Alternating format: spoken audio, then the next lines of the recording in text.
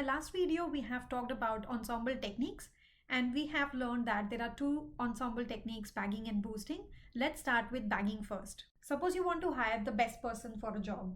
Would you just have one interview and make the final decision, or you would use a panel of interviews and then take each one's perspective and then decide whether you want to hire that person or not? So each interview could focus on a different skill. First interview panel could focus on the communication skills of the person. Second interview panel could focus on their technical skills. Third interview panel could focus on how do they work under pressure. And fourth interview could be about values alignment. And then you would gather feedback from all these interviews, whether you should be hiring or not hiring. And then after these, you would decide if majority of them say, yes, it's a good person to hire, then you hire. This is a similar technique that is used in bagging. Think about these different interviews as models, and each model is picking up different characteristics from data, learning from those different characteristics. And think about this person who's being interviewed as data.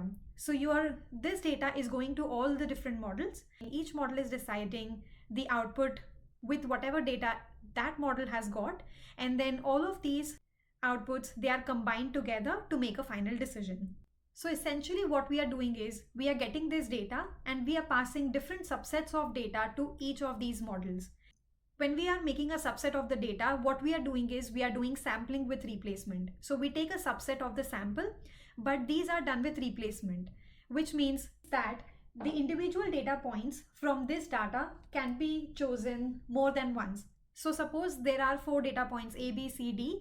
Model 1 could receive ABC, Model 2 could receive ACD, Model 3 could receive ACB. So A is getting repeated because we are doing it via replacement. So after we have created subsets of data, we are passing these to models. These models are giving their outputs. Now, how do we decide the final output?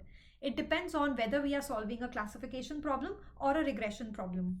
If it is a classification problem, then the output, let's say output from 1 is yes, output from 2 is yes, output from 3 is no. So we are going to do majority vote, and by majority, we are seeing here yes is in majority, so our final output would be a yes. However, if we are solving a regression problem, and let's say we are solving a house price prediction problem, and our first model gives us 4 million value for the house, output 2 is 1 million for the house, and output 3 is 1 million for the house, then what we do is we just average out this data because it's a numerical data that we have in hand. So the average of these would be 3 million and our final output is 3 million.